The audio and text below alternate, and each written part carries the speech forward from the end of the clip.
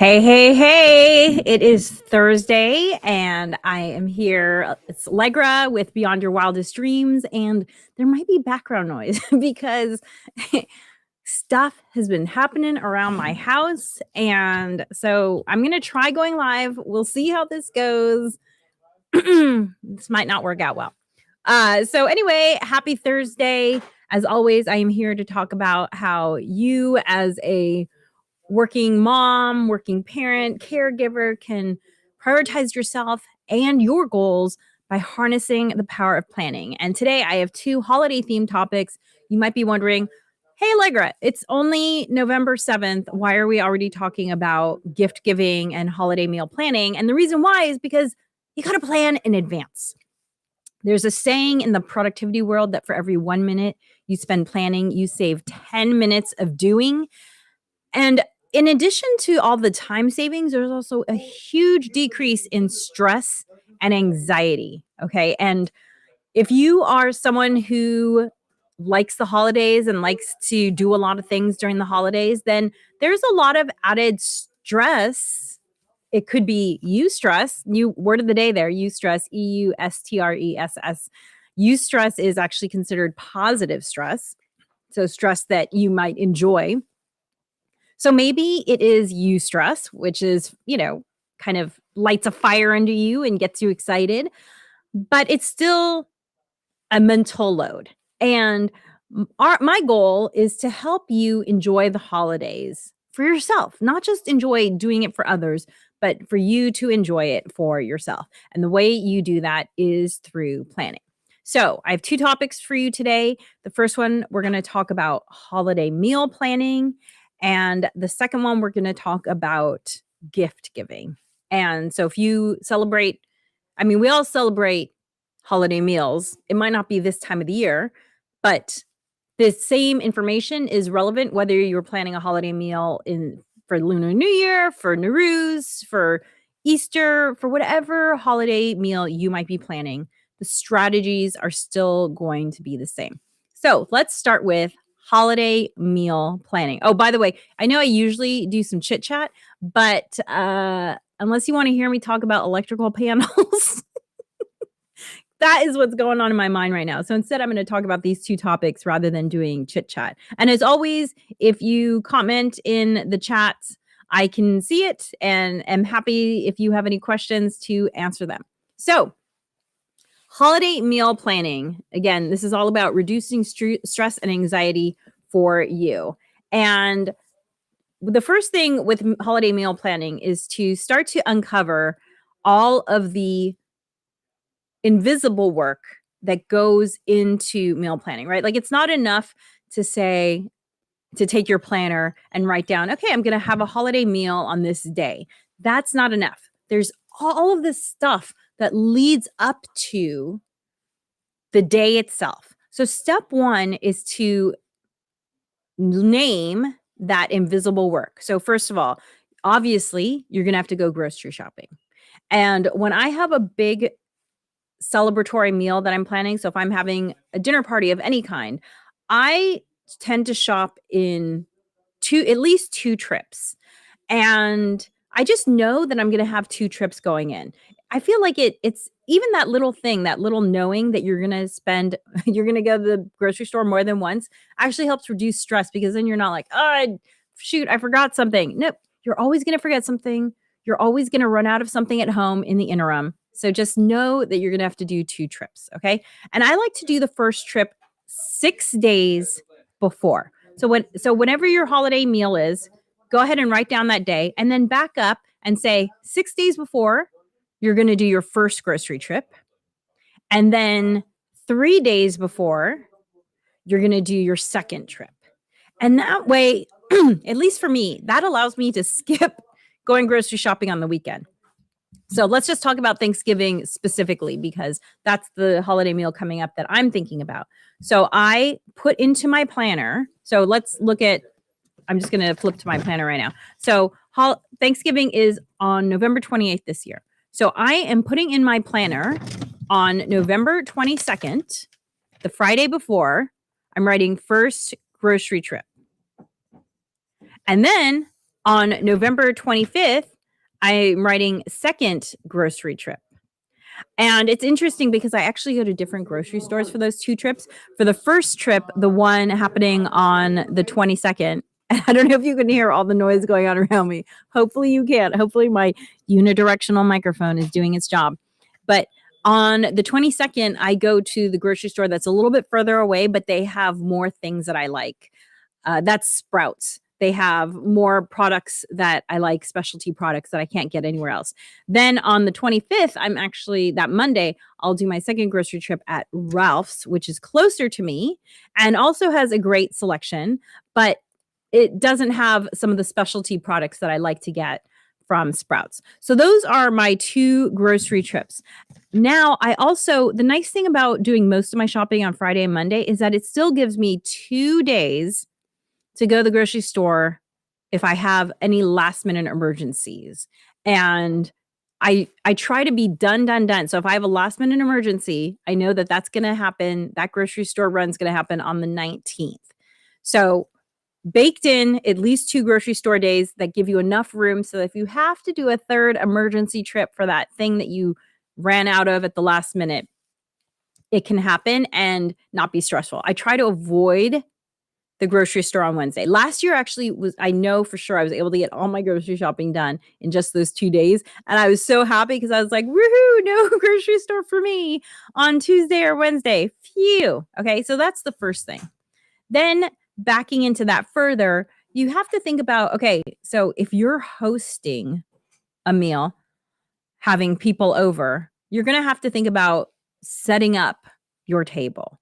And that could be something that you start doing. Like if I'm hosting people at my house, usually I'll start pulling stuff out around Friday so that I can just kind of do it in a leisurely way, setting up my table. And also that allows me to sort of like add and subtract things like decor pieces to the table. So that's something that I start doing again around that same day as the first grocery trip. Even if you're not hosting people though, you might want to have started gathering decorative objects. And this doesn't have to be something that you buy. When I do my daily walks with my dog, I will pick up branches with pretty colored leaves or pine cones that have fallen to the ground.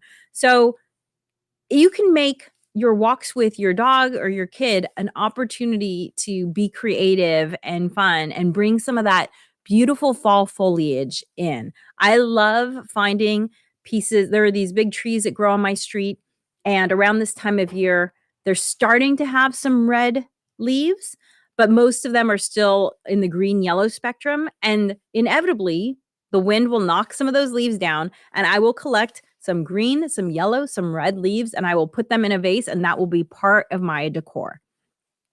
Another thing I have to do is that I actually have these battery powered candles that I like to use during the holidays because I don't like to have lit candles all over the place. And I use rechargeable batteries. And so if I'm going to use those candles, I have to start recharging my batteries.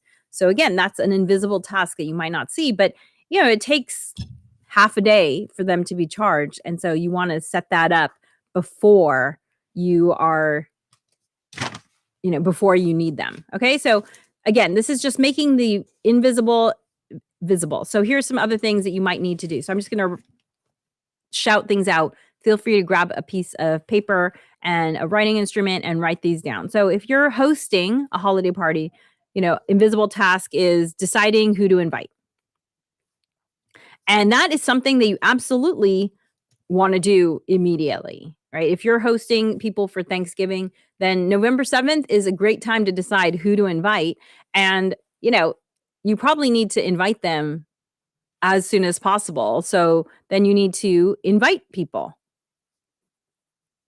So you could let's say you're going to put down November 9th or November 10th as the day that you decide to invite people. That gives people a nice 2.5 weeks to, plan accordingly and come over. And then you're going to, right, you have the 2 to 3 grocery shopping trips. You have to figure out whatever decor you want to do. You might have to wash or dust. Like, for instance, if you're bringing out plates that maybe you haven't used in a little while. You might have to wash those because they might have accumulated some dust or something like that. You also will need to, for me, charge batteries for candles. Another thing you might be doing kind of around this time of year might also be, and this is kind of related to the holiday meal planning and kind of not, but you might also be thinking about doing any sort of photographs for seasonal cards that you might be sending out. And sometimes the reason why I say it might be related to the holiday meal is because a lot of times what my family does is, because that's the day when we are all together with our extended family, we will see if we can get in touch with a photographer who's able to swing by and take photographs of us. And if not the day of Thanksgiving, it might be the day before, the day after, because the family's kind of gathered. So that's why I say that it might be related to holiday meal planning. And so yeah, if everyone's together, get a family portrait taken. Okay. And then the next thing you're thinking about when it comes to the holiday meal is the order of making things. So I like to prepare things, in advance as much as possible. So for instance, if I have time the weekend before Thanksgiving, I actually might do some cookie baking, because cookies have a good shelf life. They can sit in an airtight container and they're still delicious. So that just kind of breaks it up. And then Wednesday morning, I will actually start doing things like boiling potatoes, because I like to make twice cooked potatoes. So first I boil them, then I mash them and bake them. And so on Wednesday, I will actually boil the potatoes. I will then mash them and season them and put cheese across the top. And then I'll cover it and put it in the fridge. So it's essentially, it just needs to be baked, but I make it the day before. And then I will also make the popover batter. I like to make popovers for Thanksgiving. It's this bready concoction that's very eggy, and actually when you break it apart, it kind of looks like custard inside. In England, they actually have a similar type of bread that is called, oh, I'm going to blank on the name now. Does anyone know what it is? Oh, Yorkshire pudding. Yes, Yorkshire pudding. So Yorkshire pudding is very similar to a popover, except Yorkshire pudding, they actually will use like suet, which is, I guess, like some leftover parts of like roast beef and the fat and stuff like that. They'll use that, so it'll be a savory bread. So I love popovers. They're so rich. They have so much butter and milk and egg in them that I reserve them for the holidays. And so, but I make the popover batter the day before, because actually I feel like the popovers turn out better when the batter has a chance to sit overnight. So I make that the night before, and then it sits in the fridge overnight. And then, so the cookies are made, the potatoes are made, the popover batter is made. That just leaves you to, the following day making whatever your main course is, and then whatever vegetable side dishes are, because like you want your vegetables to be as fresh as possible. So I try not to cut them or prepare them in any sort of way until the day of. But then on Thursday, what I do is I get up, I start cooking popovers, and then I also make whatever my main dish is going to be, and the side dish in terms of the vegetables. And it just makes it so much easier to break up your cooking a little bit, right? So cookies done on Saturday, potatoes and popover batter done on Wednesday, and then on Thursday you just start kind of assembling everything. And that's how I really make it so that Thanksgiving feels very fun and calm and not stressful for me. I also do store buy some things. I usually store buy like the cranberry dressing, and oh, I forgot that I also like to make sweet potatoes, and those I will bake the Wednesday before, and then I will assemble them, whether I'm putting marshmallows on them or not putting marshmallows on them, that will happen on Thursday. And then I actually don't make pie for Thanksgiving because an aunt of mine who always comes to Thanksgiving dinner always makes pie, but that would be something where you could prepare the filling on Wednesday and then you could just bake it on Thursday so it's fresh. Or you could bake the whole pie on Wednesday. I actually prefer pumpkin pie that's cold. So you might want to bake it on Wednesday and let it sit in the fridge. I feel like the flavors also really develop nicely in a pumpkin pie when it sits overnight. So that could be something that you do on Wednesday. And I actually will see, I have this paper here that says Monday, Tuesday, Wednesday, Thursday, Friday. And so when I have something big happening, like a holiday meal, I will put what I'm doing. Actually, here's this other piece that I had already made where you can see, Wednesday, AM, make and bake cookies. So just to help break it down, because thinking about it in advance just helps to make it real for you. It helps to make your subconscious mind is working on it. And it just, brain science has shown that it decreases your stress when you write things down. So take advantage of that and write things down. And your holiday meal planning is going to feel so much easier. I'd love to know any tips or tricks you have for how you do your holiday meal planning. Please feel free to comment, even if you're watching the recording. I do get those comments. And one other thing to think about, I like to have table linens when we're having a nice meal. And my table linens all, when I wash them, I starch them, and then I hang them up to dry in, kind of folded a little bit. And so when they dry in that nice starched condition. And so I don't have to wash those in advance.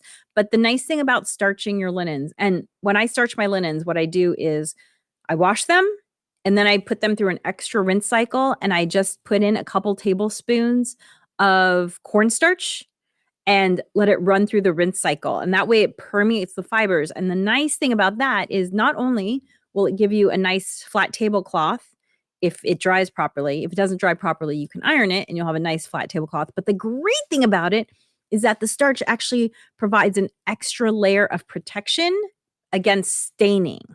So that way, when you go to wash your tablecloth after the meal, it's actually easier to wash. So, little tip there. So, you might want to prepare, if you're going to use tablecloth or napkins or anything like that, you might want to run them through the rinse cycle of your washer with, 2 to 3 tablespoons of cornstarch, depending on how full the washer is when you run it.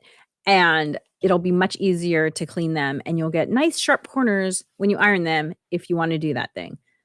If I have time, sometimes I will iron my napkins. If I don't have time, whatever. I'm not super picky about that. So, hopefully that helps you have a much calmer holiday meal, whatever you are celebrating this year. And of course, I'd love to hear your tips and tricks for keeping a holiday meal planning fun and sane. So, the second topic I want to talk about is gift giving. And it is something that I have been thinking about a little bit because in our family, we kind of have a general rule, which is that anything that is purchased after October 1st, if it's not needed right away, that thing gets put away in a closet and will be a gift. And the reason why is that, I don't know how you were raised, but I was definitely raised in a culture of having more gifts under the tree signaled some sort of happiness in my childhood brain, right? It was like, oh, I don't know what it is. Maybe it was a form of feeling loved or cared for or whatever. However, I am now 50 and there just aren't a lot of things I need. And I don't want to buy things just to have things.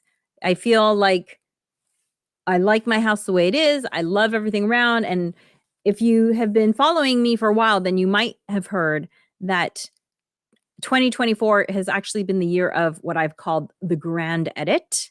And the grand edit has been about really optimizing my surroundings so that everything I see has a purpose and I can find everything I need. And so my whole family, when you get to 50, if you're lucky, my friends and I, we talk about the fact that like, oh my gosh, what am I going to do with these things that I don't use anymore that I used to use? And it's like, wow, we're so blessed that we've lived long enough that we have things that served a purpose at one time and no longer serve a purpose. And we're also so grateful for the fact that we were able to afford whatever it is the thing is. As I mentioned a few podcasts ago, I've been having some challenges editing my wardrobe because I have this whole category of clothing that I used to wear a lot when I owned a store called Green and Greener. And my store, it was a eco one-stop shop. And so I wore a lot of green clothing and I still love it, but green is just not my favorite color to wear. I tend to wear a lot of, reds, burgundies, pinks, and so I have this clothing that I used to wear a lot that I just don't wear a lot, but it's beautiful and I do like green, and it's also sentimental because it's tied to this former part of my life, but it's just taking up space. And that's just a metaphor for some other things in our lives. Like, for instance, my husband had an electronic guitar set that he used to use a lot, but it hadn't been touched in, let's say, 3 years. And about, you know, a year ago, I had said, "You're not really using the electric guitar kit anymore. Couldn't we free up that space and gift it to somebody who can use it?" And he wasn't ready yet. And so I said, "Okay, well, I'm gonna revisit this in, like, 3 months." And so I brought it up again in 3 months, and he said, "I'm still not ready yet, but I'm starting to think about the idea of letting it go." And sometimes that's what you need. Sometimes you just need some time to let go of something that you used to like and used to serve you, but you need to take some time for whatever reason. You need some time to make that mental transition. And eventually he was ready to let it go, and we gifted it to a family whose young son absolutely adores it and uses it so much, and we're grateful that it's getting used. But it can take some time to get used to that. And so, coming back to gift giving, my husband and I realized that just there aren't a lot of physical things we need. And so, if there is something physical we need, like, for instance, if one of us needs a new pair of shoes or a jacket or whatever, for whatever reason, we will, whatever gets purchased, if it's not needed, we will save it, put it in a closet, and that will be a gift later on when we do our gift giving in December. Another thing that we've tried to prioritize as a family is the giving of experiences rather than things. So, in September, my daughter had mentioned that there was a band who she'd like to see in concert, and the concert was happening in another 6 weeks or something. It's since passed. And, concerts are not inexpensive experiences. And she said, "I want a concert and I also wanna get a piece of merch. I want a sweatshirt," which, sweatshirts at concerts can cost 75 to $100. So, they're that's a nice gift. And so we said, "Okay, we can make the concert happen. However, the concert and that sweatshirt, those are part of your Christmas gifts." And she said, "Okay, yes, I know." So we do try to give more gifts. The other thing too is that we have a tradition that we adopted about 10 years ago. I had read an article where a journalist had said that in her effort to be more mindful in their family with gift giving, they had come up with a tradition that it just sounded really nice to me. And so when I'm struggling to think about what we're doing for the holidays, this is always something that I come back to, and it gives me direction and it calms me down. And that is this philosophy of giving 4 gifts. And the 4 gifts are something you want, something you need, something to wear, something to read. Isn't that nice? Something you want, something you need, something to wear, something to read. So My daughter had actually asked for another sweatshirt. She said, I would like 2 sweatshirts as gifts this year. I want one from this concert, and I want one she wants a Fox Racing sweatshirt because my husband wears them and she likes his, and so she wants one. So, I have actually already started to do the gift purchasing, and the reality is that the vast majority of the time with our clothing, we buy our clothing like 99% of it is secondhand. Either eBay, I love clothing shopping on eBay, okay? If you haven't tried it yet, you should absolutely try it because the great thing about buying clothes on eBay is first of all, you have this huge selection. So you can find exactly what you want. I started clothes shopping on eBay when my daughter was born because the first year she was born, we had 2 family weddings to go to. And I knew I was not a size that I was gonna be for a long time. So, I didn't wanna spend a lot of money on I needed dresses for 2 weddings, and they were very different climates. One was in winter in the Pacific Northwest, and one was in summer in Hawaii. So, I needed very different types of clothing, and I just knew that I wasn't gonna be that size for the rest of my life. So I didn't wanna spend any real money. But I also didn't have wedding appropriate clothes that fit me because, again, I had just given birth. So I went on eBay and I knew for one of the weddings, I needed to get something purple because I was part of the wedding party and the color was purple. And so I typed into eBay purple linen dress and you can customize like everything, like sleeve length, skirt length. Are you looking what material you want? I wanted a purple linen dress and then all the sizes. And I found a fantastic dress. And I think it probably I don't remember what it cost me, but it probably cost me, I feel like it was 20 to $30 or something like that. It's like, okay, great. I can afford to spend 20 or $30 for a dress that I might not wear that much. I actually ended up wearing that dress for quite a while because it was just a great linen dress. And I wore it for a couple years as I was still breastfeeding. And then the other wedding dress, same thing. I just put in what I wanted. So eBay has become one of my favorite ways to clothing shop because the selection is incredible. There are also other online secondhand opportunities such as Poshmark, and another one is ThredUp. I've purchased great things on Poshmark and ThredUp as well. And the nice thing about Poshmark and ThredUp is that they're a little more edited. So you won't like on eBay, you also get a lot of people who are selling new things and they might say that it's vintage or pre-owned, and so there's just a lot more quantity at eBay. So sometimes ThredUp and Poshmark are nice because they're a little more edited. They're a little bit nicer. Poshmark especially is a little bit nicer. So if you're looking for something nicer, that's a great way to go Christmas shopping. My husband likes the brand Untuckit, and I purchased him a couple of Untuckit shirts on Poshmark. And by the way, when I say secondhand doesn't necessarily mean used because you probably have things in your closet that you purchased that you've never worn. They still have the tags on. And a lot of those things end up on Poshmark and eBay when people finally realize, you know what? I've never worn this thing. I'm never going to wear this thing.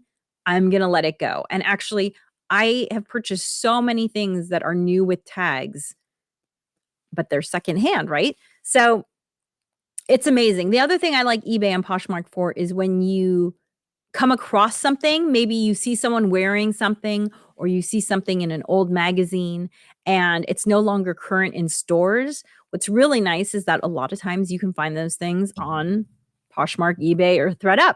And I have found I have hunted. For those of you listening to the Harness the Power Planning podcast, I'm making like tiger gestures with my hands. I have hunted many an item on eBay and Poshmark, and found exactly the thing that I wanted. And it is so satisfying. And I always love those finds. So, as I said, we do a lot of our shopping secondhand for clothing. Really, the only thing our family buys new are underwear and athletic shoes because those just get a lot more use, and so you wanna have you want your feet to be taken care of, but I will buy specialty shoes secondhand, and the great thing is, if people aren't showing you the pictures that you wanna see to determine if that item is in good enough condition for you to buy, you can ask for more pictures. So, the people who are really knowledgeable about putting up shoes secondhand, they'll take pictures of the back sides, the underneath of the what is that called? Not is it the sole? The sole of the shoe, so that you can see how much wear the shoe has gotten, and especially you wanna see the heel to see because if someone who has used the shoe really pronates, the heel will be worn down in a weird way, and that's just not gonna be comfortable. But a lot of times you'll look at the shoes, the heels and the sole, and it'll look like it's barely been worn. And so you can decide, "Hey, yeah, I'd like to pay that amount for that shoe with that much wear." It's fantastic. But, underwear, tennis shoes, okay, yeah, we buy those new. But the vast majority of things we don't buy new. And so knowing that my daughter wanted this fox sweatshirt, I started looking on eBay. Secondhand, I was able to find a new with tags fox hood sweatshirt that I think she will really like.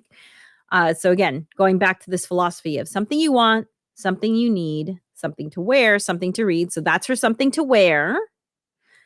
Something to read. My kiddo's really into graphic novels, and I saw this really cool graphic novel that I read about that I think she would like, and so I found that also secondhand on eBay. And something she wants is she actually asked me, she said that there's a book that she's interested in that has teased another book that's gonna be coming out. So I guess this book she's had for a year or 2, and it says, "Coming in 2024, blah, blah, blah book." She's like, "Hey, mom, I want that book." So I'm gonna get her that book. I'm gonna see if I can get it secondhand because, most of 2024 is over, but I might have to buy that new. So I'm going to buy that for her. And, so then thing that she the 4th gift is gonna be something she needs, and that's probably gonna be something like bras or, something like that. So I really like the want, need, wear, read because 4 gifts feels substantial enough to scratch any sort of itch, at least my family might have around, the tradition of opening gifts. But it also doesn't feel wasteful. And for my husband and myself, if there's nothing that we, quote unquote, want or need, wear or read, I mean, read, I am constantly reading books. So I actually never buy myself anything for that read component for Christmas because I'm always getting books and mostly from the library. But I do, if I really love a book, I will buy a book. But my husband and I will just say, hey, why don't we go do that thing that we wanted to do as a Christmas gift to ourselves. Whether it's going to a restaurant that we haven't made time to go to, or there's actually this historical building that has swing dancing nights where it's a meal and a night of swing dancing. And I had said to him that I would like to do that as a Christmas gift to us. And then the other thing too is that there might be events that come up around the holiday season that you want to take part of that you can remind your family, hey, family, we're spending all this money to do this thing, whatever it is. For my family, we like to do this historical dance. And so we're going to the historical dance, and we also spent some money getting some clothing for the historical dance. So that's part of our family's holiday gift expenditures. But there could also be events like there's some really cool light display events that happen in my area at some of the botanical gardens, as well as at the zoo. you might want to maybe take the family to go see a show. The Nutcracker is always a seasonal favorite, but there are lots of other shows that are happening all the time that, getting tickets to those can be considered a holiday gift. You could also get people tickets to things happening in 2025, and that's a lovely thing to, put in the stocking or give at Hanukkah or put under the tree. You can still wrap it even if it's a ticket. Just print it out on your computer and you can put it in a big box if you want and make it fun like that. So start thinking about your holiday planning now, your gift giving now, and it just makes it less stressful. I already have one of the gifts for my kiddo. The other one is en route. We've already purchased all the things that we're getting for the historical dance that's coming up. And I told my husband I want to do this jazz thing, this swing dance thing. So really a lot of our gift giving is already kind of in process, thinking about it in the back of the head.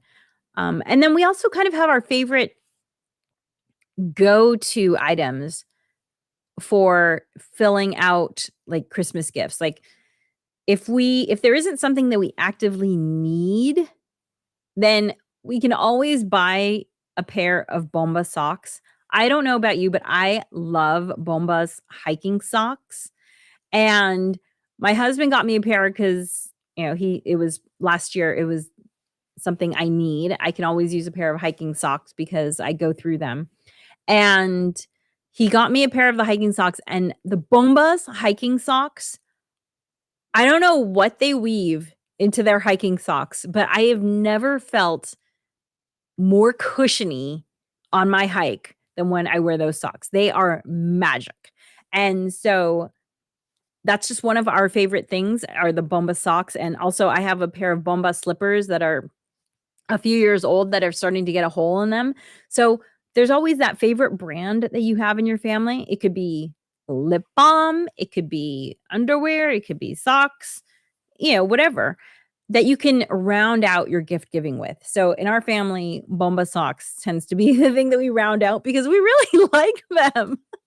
So if you haven't checked those out, check them out. You might like them too. I've never felt a sock that actually feels different. And this sock feels different. Like their compression socks are no joke. You have to like squeeze your thumbs in there to like get them up. We always fly with compression socks because of the whole COVID thing and how it increases your chance for a blood clot. And so even though my husband and I are only 50, we always fly with compression socks, and the Bombas compression socks are the best. So that beloved brand is something that we can always round out our gift giving with. So we probably all have those brands. For my husband, it's Untuck It, that you can round out if you want to, if your want, need, wear, read.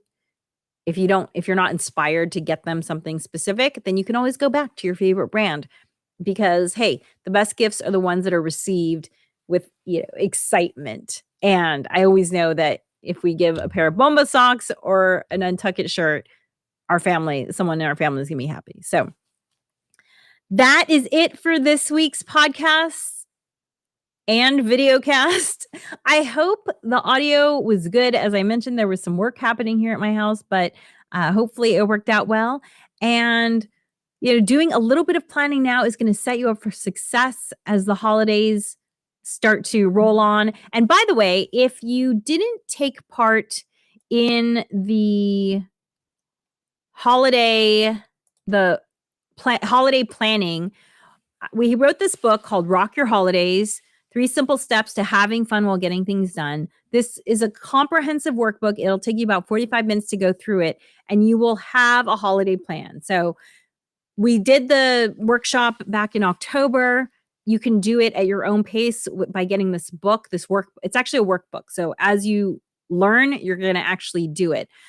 You can also, if you prefer to learn by video, if you go to bywdreams.com, at the very top, if you click on, at the very top, it says, "Are you ready for more fun and less stress this holiday season?" Go here.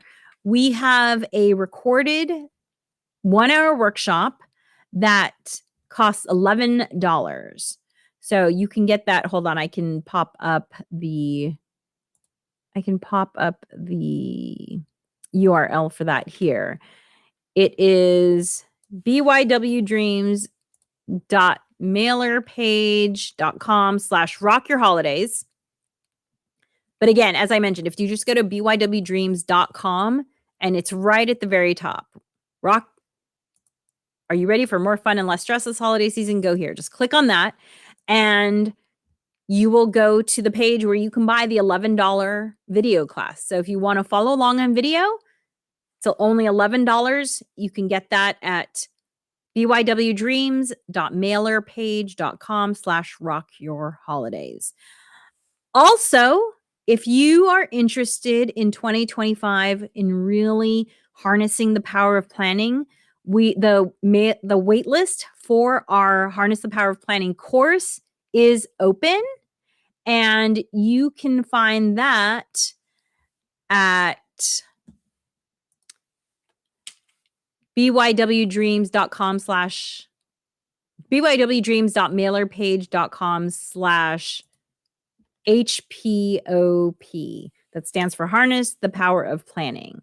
So mostly the same URL as the last one, except instead of Rock Your Holidays, it is HPOP. And you can sign up for our free waitlist there. We have not picked a day yet for the Harness the Power of Planning workshop, but it is a 2-day workshop. It costs $37.